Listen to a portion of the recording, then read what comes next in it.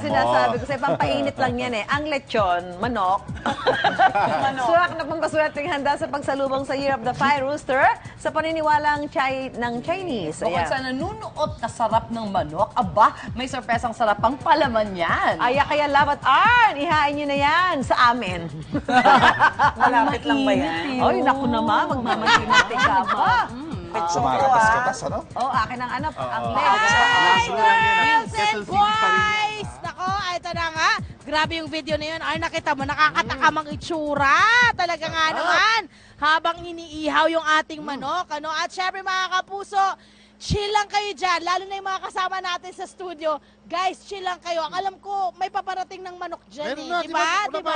Oo, talaga. At malay nyo, pati yung amoy ng manok, makarating din sa inyo. Hintay-hintay lang. Ayan, hindi po tayo mawawalan. Okay, good morning mga kapuso. Nagbabalik po tayo din sa Lagros, sa Quezon City para sa isa na namang food trip morning. O, diba? Lechon manok po ang ating ihahain ngayong umaga.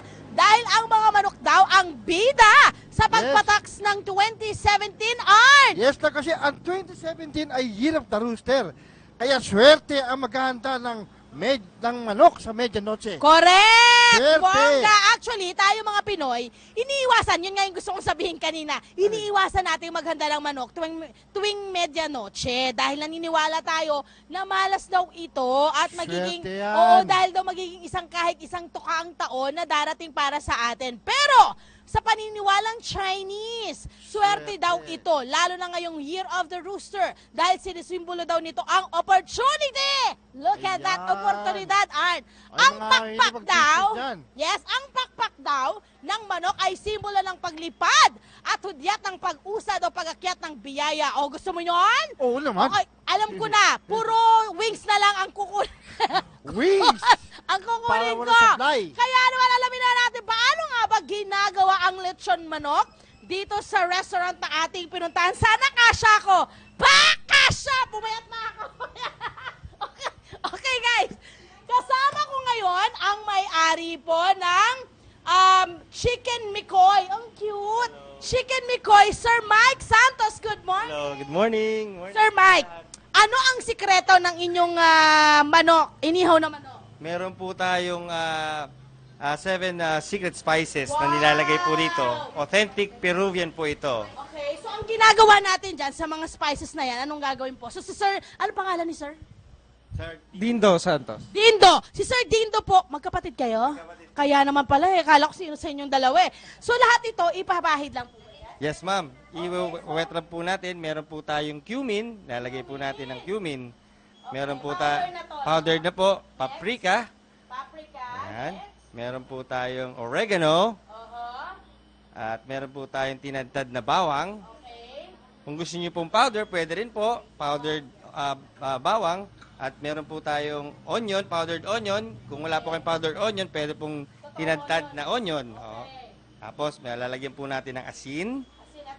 At paminta. Okay. Meron tayo, iba't ibang klase ng Yung liquid natin, ang huli pong lalagay natin ay ang suka. May suka po tayo. At meron po tayong mantika. At huli po ay ang tubig. Ano klaseng mantika yan, sir? Vegetable? Any cooking oil po. Any cooking oil. And then, pag binabad po yan, gaano katagal, sir?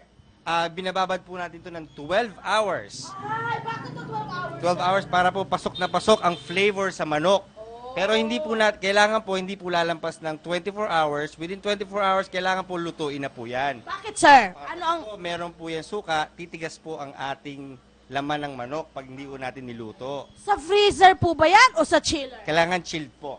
Chiller! At pagkatapos sa kahon natin, ilalagay dito sa inyong ihawan. Tama po ba? Yes, ma'am. Okay, gaano katagal po yung gagawin nyo namang pagluto sa ihawan? Niluluto po natin ng 45 minutes. Ayan! Wow, fantastic! Okay! Sa ibang mga kapuso po natin, meron kang suggestion na pwede nilang gawin ngayong medianoche sa kanilang usual na chicken na iniihaw. Ano po pwedeng gawin? Pag ang lechon manok nyo, gusto nyo i-level up, pwede po natin lagyan ng stuffing yan. Yung mga paborito po nating mga side dish. Pwede po natin lagyan, kung mahilig po kayo sa karne, pwede po natin lagyan ng sisig. Okay. Kung gusto nyo naman ng vegetable, pwede po natin lagyan ng mga steamed vegetables, broccoli, carrots, corn, at green peas. At pwede rin po natin lagyan ng mashed potato rin po yan. Kung ano man ang gusto nyong ilagay, pwede. Pwede. So, ang proseso nun ay half-cook nyo mo munang ihiihaw, tama? Opo, 20 minutes po natin ilalagay iluluto sa uling. At pag nag-half cook na po, ilalagay naman po natin sa oven, na stuffing.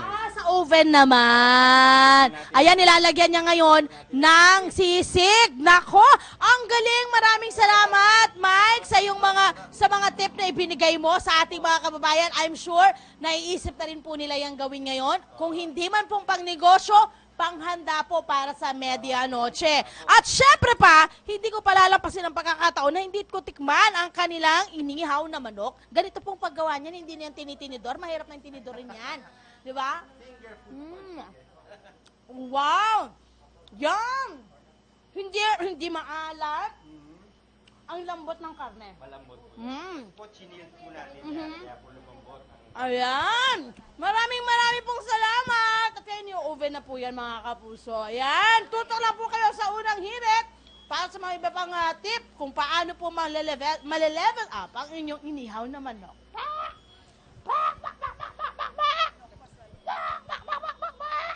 Diba? Inaano lahat. Ngute. Hindi siya ano ha?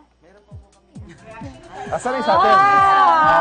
Andiyan na ba yung sa atin? Andiyan ba yung sa amin? Nakadeliver na? Sa barangay na ba? Sa Oh, may barangay mashed na? potato, may kanin na sa loob. Grabe naman yan. Oh my gosh. Oh my gosh. I love this job. Hindi kami makonsentrate. Gutom na. Yes! Eto na nga! Ayan na naman! Nangaakit na naman ang sexy ng mga manok na yan. Arn! Naku, pag nakita mo talaga sa inyong mga monitor, yung palang katatakaman nyo na talaga namang pack na pack pa rin ang ating morning dito sa Lechon Manok House na pinuntahan po natin dito sa Lagro sa Quezon City.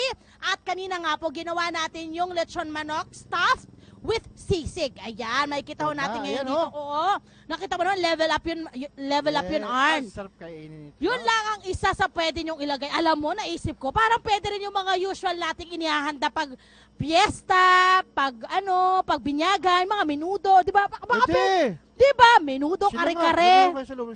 Di ba? Feeling ko Pwede, lang, di ba? pag pinartner mo dyan, perfect na perfect pa rin kasi iniihaw siya eh. So talagang magiging malasa pa. So yung nakikita nyo po ay sisig, no mga kapuso. Yung iba naman natin ginawa ay meron pong mixed vegetables na stuff po natin doon sa ating chicken. At yung favorite ni Arna, potato marble. So, syalero ka. Potato marble ang peg mo. Iba naman. Okay. Yes, at dahil dyan, tikman na natin tong yung may sisig, ha? Sandali, ha? Ay, parang masisira sa akin, te. Lagyan natin syempre na sisig. Wait, hindi ko makuha, Arn. Okay, yan. Arn, tapos, Arn, umaano pa, ha? Umaapoy pa, oh. Oo. Arn, oh my gosh, Arn. Perfect yung combination ng chicken at ng sisig. Grabe. Okay. Bukod po sa mga manok, sorry po sa habang nagsasalita ako, may laman yung bibig ko, patawad. May iba po silang ino-offer na pagkain, mga kapuso. Nandyan po ang Buchitoni. Ano yung Buchitoni? Yan po ay nagkakahalaga ng 160 pesos, mga kapuso. Meron po sila, yes, may tinatawag po silang Longa Dogs. Longa Dogs. O, di ba? Na 150 pesos. 12 pieces po yan ng longganisang lukban. May crispy pata din po silang ino-offer na nagkakahalaga ng 295 pesos. At Chara Arn, masarap yan sa mga inihaw. Ito, yan. Yan po ay 110 pesos. Arn, kanina pa kita nakikita, ang kinakain mo lang yung mga yung mga balat. Di ba may high blood ka? Hindi, may maintenance naman. May maintenance. Andahan-dahan ka lang, Arn, ha? Ikaw talaga, ha? At syempre, mga kapuso, paalala, syempre pa. Hinay-hinay po tayo sa pagkain ngayong holiday season. Syempre pa, health is wealth. Aminin mo yan, Arn. Pero ilang araw na lang ba? 4 days na lang po, mga kapuso, bago ang bagong taon. Magbago ka na, Arn. Okay. Papakala ako. Marami kang mga classmates. Nakakaloka ka. Okay? Happy New Year po sa lahat ng ating mga kapuso. At syempre, Kakain ulit ako. Huwag kayong alis dyan.